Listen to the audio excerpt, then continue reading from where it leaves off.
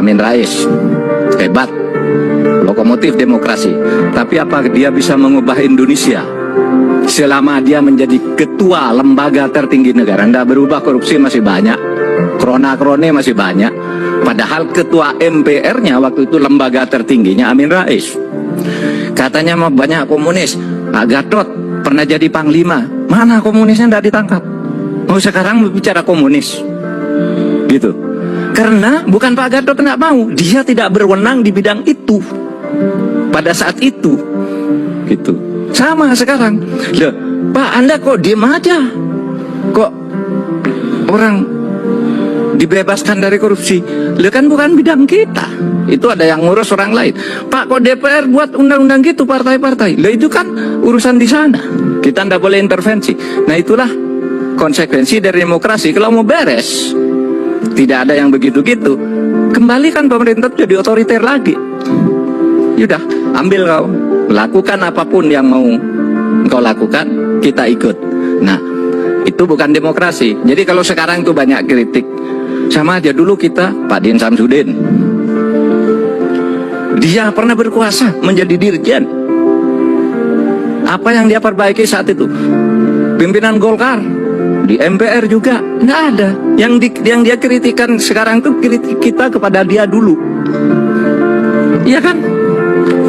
Iyalah. Saya sebut satu persatu. Rizal Ramli sama juga, sudah pulang. Sudah pulang. Sama. Saya ingin tahu siapa yang bisa menyelesaikan masalah di negeri ini. Tidak ada. Oleh itu sebabnya katakan tidak ada yang berdaya kecuali kita punya kesadaran kolektif membangun demokrasi. Orang bilang, wah paling hebat di dunia ini Artijo Alkostar. Saya sependapat, tuh hakim paling bagus. Tapi apakah dia menyelesaikan masalah di Indonesia? Tidak, dia hanya menghukum orang yang dia tangani. Yang di luar dia tidak bisa berbuat apa-apa. Saudara, banyak orang mengatakan, wah pemerintah sekarang ini tidak beres, tidak mengerti Pancasila. Gimana tuh? Sudah punya Pancasila, sudah punya undang-undang dasar, kok tidak, pemerintah sekarang tidak konsisten. Saya katakan tidak ada satu pemerintah pun di Indonesia itu yang tidak dituduh tidak mengerti Pancasila. Bung Karno itu jatuh karena dituduh tidak ngerti Pancasila, padahal beliau yang ngerti Pancasila. Iya kan? Katanya Bung Karno tuh, wah itu komunis. Nah suatu saat Bung Karno dituduh juga liberalis ketika membuat undang-undang agraria kan. Kalau komunis mestinya orang tidak boleh punya tanah pribadi. Tapi hukum agraria kita mengatakan boleh dengan batas sekian. Nah, Bung Karno itu liberalis atau komunis kan gitu. Akhirnya dia dianggap dekat komunis, jatuh juga dianggap melanggar Pancasila. Bung Karno lah ini. Sudah itu katanya Pak Harto bagus, jatuh karena dituduh melanggar Pancasila. Iya kan? Mana ada coba? Tidak ada. Habibie, wah ini hebat katanya. Pak Habibie di demo selama pemerintahnya, lalu dituduh juga tidak mengamankan Indonesia karena melepas Timur Timur. Dibilang anti NKRI, merusak Pancasila. Gus Dur sama, habis dia di demo sama perintahnya, katanya ini tidak bisa melaksanakan Pancasila, jatuh dia. Mbak Mega dituduh, wah ini jual aset negara, bertentangan dengan Pancasila, bertentangan undang-undang dasar, di demo sepanjang pemerintahnya, sama.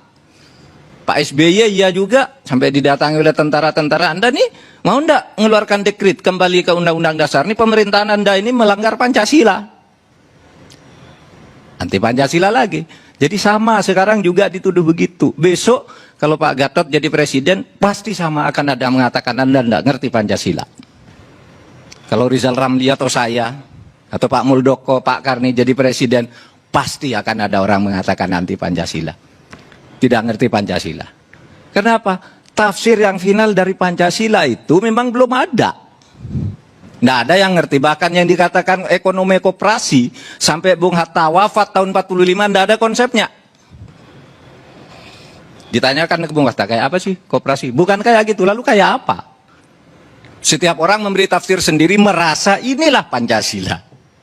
Nah, apakah ini jelek? Tidak. Yang penting Pancasila itu sebagai ideologi, ideal gitu ya, ideal itu ya. Oleh sebab itu ya sudah, kalau saya sih menafsirkannya Pancasila itu tafsirnya yang final tidak ada. Pancasila itu konsep prismatik, Yang bagus dari sini masuk, yang bagus dari sini masuk. Kapitalisme oke, yang bagus. Individualisme bagus karena menganggap manusia itu lahir bebas. Komunisme bagus karena menganggap manusia lahir sama. Ketemu di tengah menjadi prisma dia. Oleh sebab itu kebijakan setiap pemerintah tergantung pada kebutuhan saat itu. Bung Karno katakan yang Pancasila yang benar ini. Ternyata salah kata orang, jatuh dia. Pak Harto belok sebaliknya, jatuh juga. Gitu. Nah oleh sebab itu menurut saya persoalan yang seperti itu kalau saya yang dari risau, orang pasti ada yang kritik. Siapa coba yang nggak pernah yang dianggap benar di negara ini? Apakah ada 75 tahun merdeka, apakah ada pemerintah yang dianggap benar dan dianggap sudah melaksanakan Pancasila dan konstitusi? Itu kan tidak ada. Tidak ada kan? Tidak ada. Apakah itu presiden, apa wakil presiden, apakah menteri? Siapapun besok yang jadi presiden, jadi menteri akan dibegitukan lagi. Tapi tidak apa-apa. Itu demokrasi. Siapapun besok jadi presiden akan sama. Ini sejarah selalu berulang begitu. Nah oleh sebab itu saya katakan, saya sama sekali tidak pernah tertarik untuk misalnya mengatakan, wah kami itu oposisi. Kami yang dipimpin negara itu, baik saya enggak, bukan apa-apa dia. Saya ingin tahu apa yang baru dari kami itu yang dikritik. Soal oligarki, itu kritik kita dulu kepada Pak Gatot juga ketika jadi Panglima. Sama kan? Anda dari pemerintahan kok pemerintahannya oligarkis. Gitu. Korupsi, kritik kita juga dulu. Korupsi banyak, gitu. Pro komunis, juga dulu ada begitu. Anda liberal juga dulu begitu, semua kritik tuh sudah ada. Sehingga saya tidak merasa wah ini ada pikiran baru dari kelompok ini, enggak ada. Saya ingin tahu apa yang baru dari yang sudah-sudah. Kritik kayak gini ini tadi kan tidak baru semua. Mesti pemerintah pada posisi yang salah. Dan itu memang pemerintah harus dibutuhkan. Saya ketika di luar, ya harus begitu dong. Sesudah jadi pemerintah, mari siap dikritik, gitu aja. Lalu berdiskusi, itu namanya demokrasi, gitu.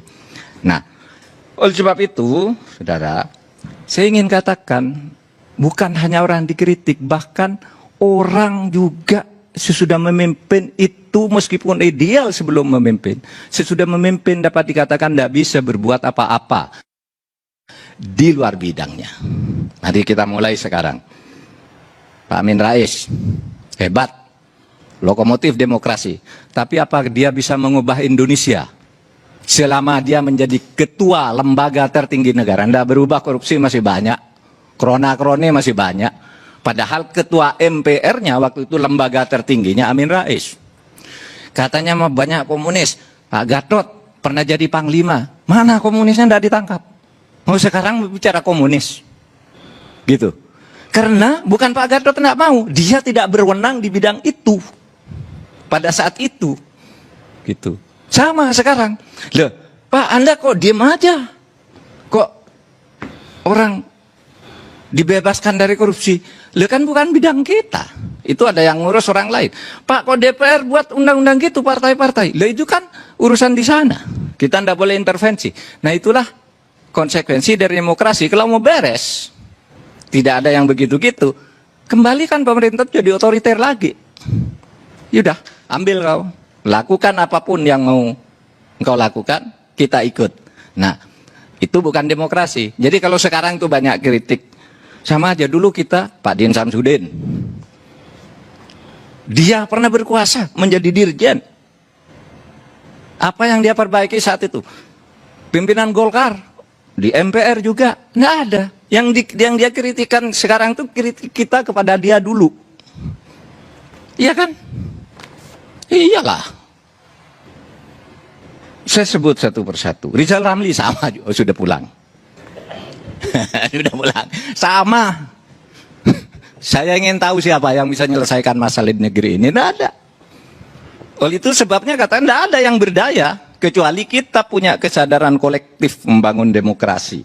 Orang bilang, wah paling hebat di dunia ini Artijo Alkostar. Saya sependapat, tuh hakim paling bagus. Tapi apakah dia menyelesaikan masalah di Indonesia? Tidak, dia hanya menghukum orang yang dia tangani. Yang di luar dia tidak bisa berbuat apa-apa.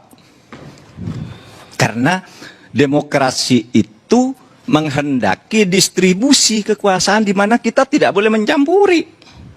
Itulah demokrasi. Makanya tidak bisa semua orang lalu bisa semuanya. Itu konsep otokrasi, bukan demokrasi. Kalau mengharap itu baik semua. Nah, sudah.